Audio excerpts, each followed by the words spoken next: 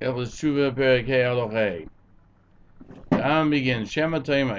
Maybe lest you say, Aloy Hakadosh Baruch Hu Yodei Kol Ma Sheyiyah. God knows everything that's going to happen. V'kodim Sheyiyah. Even before it happens, Yodea. Yoda. He knew Shezeh Yiyah Tzadik Yerosho Lo Yoda.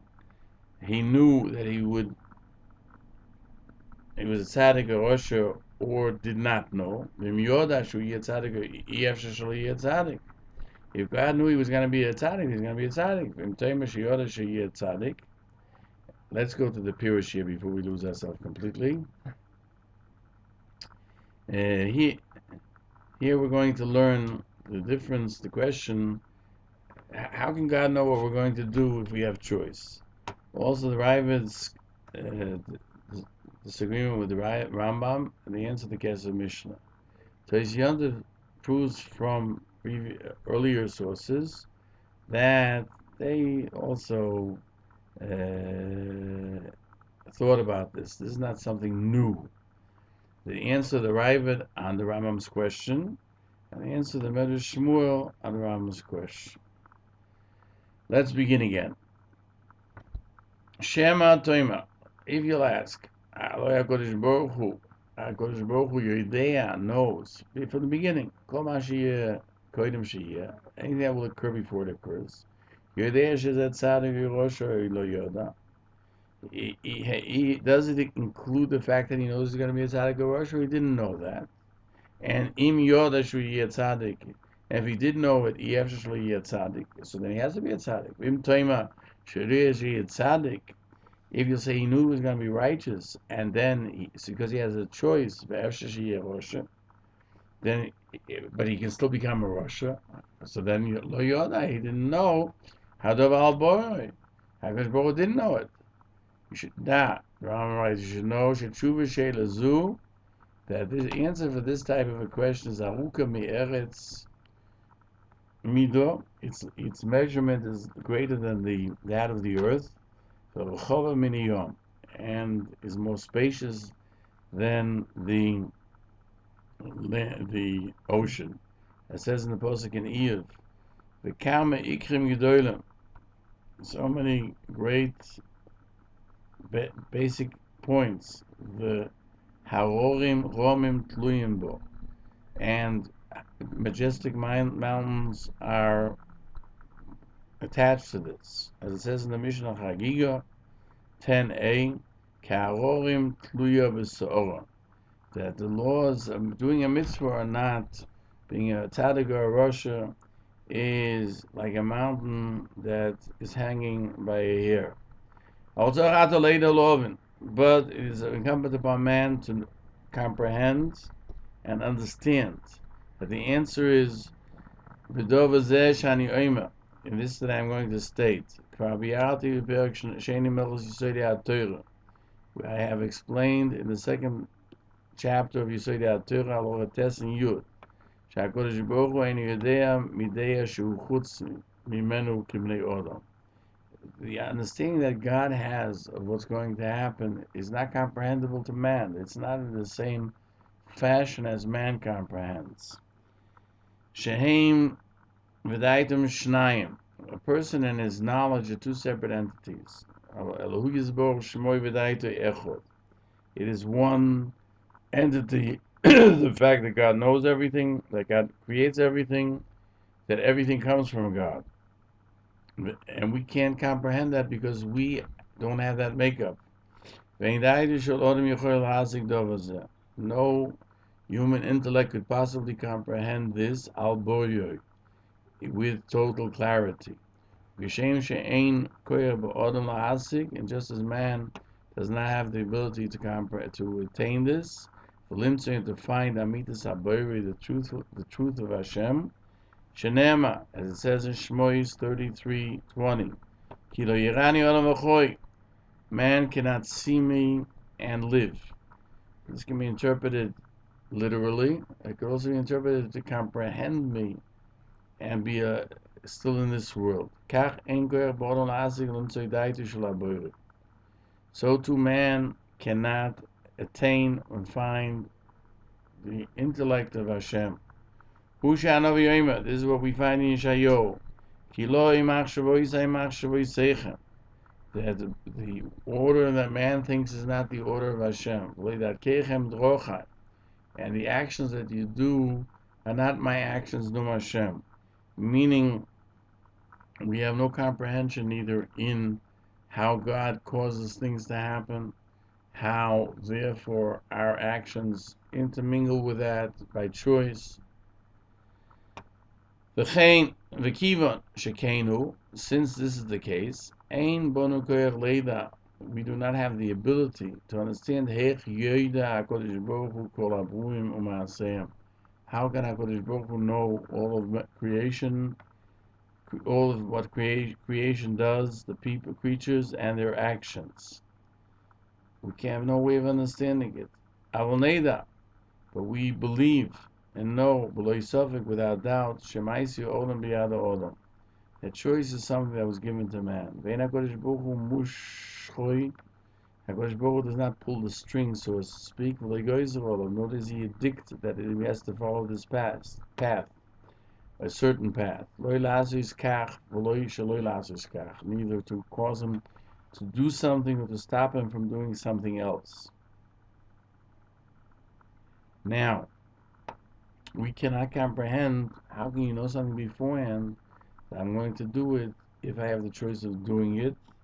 Because we can't comprehend God's intellect, or what we call intellect. But the truth is that he knows everything. It does not necessarily contradict choice. If you find Agoras Maimonides, he cites the Gemara in Brachos 33b. Omar Rab Chanino. We'll turn the page. Everything is in the hands of heaven except for Yerushalayim, except the fear of heaven. As it says, V'ati Yisrael in Dvorim 10:12. Now, Klal Yisrael, Ma Hashem Alekecha shoyel mimach. What is God asking of you? Kiyam liyiro, only to fear Him. Thus we see that a person does have choice, but how it works is very difficult to comprehend. Not only is it because this is stated in the Torah, do we know of this fact, and we can prove it from wisdom itself, as he brought them in Halacha Dalet, that there are logical conclusions which prove that man has choice. Therefore it says by the prophets, the man is judged for every one of his deeds, according to his deeds, if they are good or bad. And this basic point of choice, everything that the Nevi'im warned and admonished Klal Yisrael is proof that man has choice from the Torah itself. Hazogas Ravid, and Teretz the Gesem Mishnah. Ravid questions, Amar Avram, this Mechaba did not act in the usual customary fashion that has been accepted till then.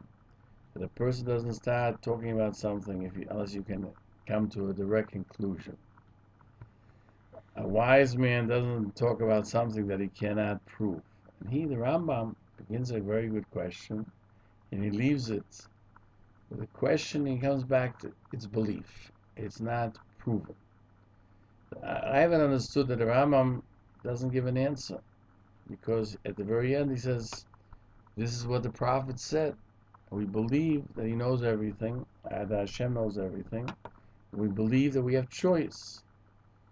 And the Ravid writes, it would have been better for him if he would have left it alone. And he shouldn't awaken or arouse their hearts for people to become doubtful. And perhaps one moment a person will think about this until he'll come back to his belief. This will be for them a lacking in their belief in Hashem. Gaza Mishnah explains, answers the Ravid's consternation at what the Rambam did. The Rambam didn't come to question, but to explain that if any person should have this question and become bewildered, don't know what to answer, so he gave him a few ways to get around it in order they should be able to overcome this difficult question. And the answer is there are things that are beyond what human mind can comprehend, and therefore we have to know without doubt that we have choice, and without doubt that God does everything. Yet the two are not necessarily at cross purposes. Cites and proves from earlier commentaries that this question was not something that they were unfamiliar with, even though their answers are slightly bewildering. The Teres Yontif on the Mishnah and Ovis says that Hakol Tzofui, everything that is foreseen, the Rashus Tuna, yet a person has permission to do it, to do what he wants to. Go to the next page. Cites the Rambam, and he points out that this is what the Rambam wrote in Peirush HaMeir is there, and he said it the third time in the Nemar Nevuchim. And what the Rae disagrees with the Rambam and says he did not act the way our previous wise people did. The Yonah says that he did do it because we find in Chagigo, all the way back in the time of the Tanoim. Anybody who looks at four things, it's better that he should not have been born. Meaning, he tries to comprehend Malamalo, what's above us, Malamato. One could say how this world was created, Malifnim. What is beyond the boundaries, Malaocher, what is the past. And we do not see any difference between that to what Rambam says. When he says, because the Tana there continues, it was better for him that he had never been born. Thus we see that one should not analyze or attempt to comprehend these things. And why does the Tana say that? According to the Rae, it would have been better for him that he shouldn't have mentioned it at all, because you can't come to a conclusion anyway. If you'll say that this is what the Tana meant, that he shouldn't think thoughts, then that's what the Rambam means as well. He tells us that you won't comprehend it. And therefore he tells us, why waste your time? Teres Yontif says, I say, in our Tana, when he said everything is foreseen and permission is given, he means like the Rambam. That means that HaKadosh Baruch Hu knows the future. And Rishus Natuna means that you have the choice, whether for good or bad. And the Tana comes to tell us that they are both true. So Teres Yontif adds, furthermore, this is what I found in the Medrash Rabbah with regard to the killing of Cain and Hevel. Amar Abshim Yochai said, it's very difficult to say this, and if mouth cannot espouse it, it is similar to two people who are boxing, and if the king wants, he can separate them, meaning he can separate them from hurting each other, and he didn't want to. So one of them became stronger than his friend, and killed him. And the one who was hurt more or less cried out. He said, who will bring my judgment before the king, so I can ask for money, or at least for my family, from the king. So this is what the Pasuk says in Bereshis: "Kol me achecho tzeyakim Eloi." When Cain killed Hevel, Hashem said to him, "Your brother's blood is crying out to me from the ground." So he explains that the Medrash is telling us, like the Rambam, that Shimon Bar Yochai states on is pointing out that HaKadosh Baruch Hu could have separated Cain and Abel. It shouldn't happen. They were fighting, but he doesn't answer why didn't HaKadosh Baruch Hu separate them. Just that it's difficult to say it and more difficult to comprehend it. And even so, Rabbi Shimon Bar Yochai said it. So how, according to the Rebbe, could he have said it? So he continues. What he didn't say, that Rabbi Shimon Bar Yochai, on every sin of a person, that HaKadosh Baruch Hu could have stopped him. He could have stopped Korach, he could have stopped everyone. Because he wants to say that by Cain and Hevel, we see full choice. That these are the two opposite tendencies that choice depends on, good and bad.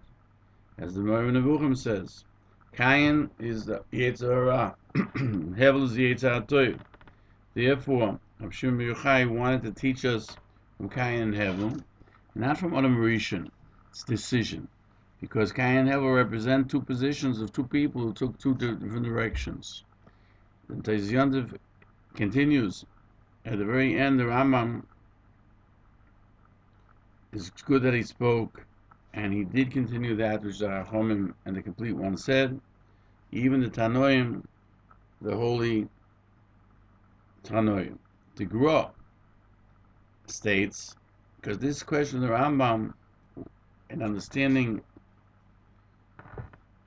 Hashem understands or knows everything to begin with, and choice is found in Yeshayahu Hanavi in chapter 40, 27, 28. It says, Lama Tomi Yaakov, why should Yaakov say, Yisrael say it with great strength, Nistor Dorochai Hashem, and HaKadosh Baruch Hu does not know my ways. Oi, or he says, Melekai Mishpoti Yavur, and Mishpot and Oynish Chas V'Sholom are not there. Because if HaKadosh Baruch Hu knows everything, then there's no choice. We'll turn the page. And it's not possible to say judgment. That's why the Novi says, Halo Yadatem Lo Shamato Elekei Olam Hashem. Do you not know, if you didn't hear, that HaKadosh Baruch Hu is the King of the world? And there's no end to his greatness, to his comprehension. Meaning what God knows about the future as well. And that does not stop choice. As the Rambam says, that a person, there's no strength in a person to achieve or to understand the comprehension of HaKadosh Baruch Hu. Now, the Rae Gann has his own answer on the Rambam. The Rae Gann answers, even though there's no argument that can be definitive with regard to this question, it's better to give it some sort of aspect of understanding. And he explains it, but not with the coming back to the fact that it all depends on belief. So the Rae Gann says, if man's righteousness and his evil were dependent on what HaKadosh Baruch Hu dictated, as those who are as fools think, then we would say that his knowledge is the edict. The fact that this is going to happen, that's what was supposed to happen. Then we would have a very difficult question.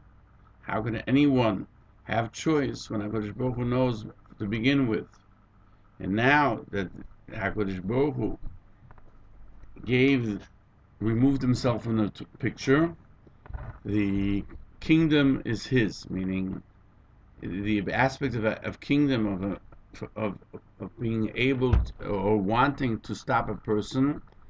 Therefore, he removed it.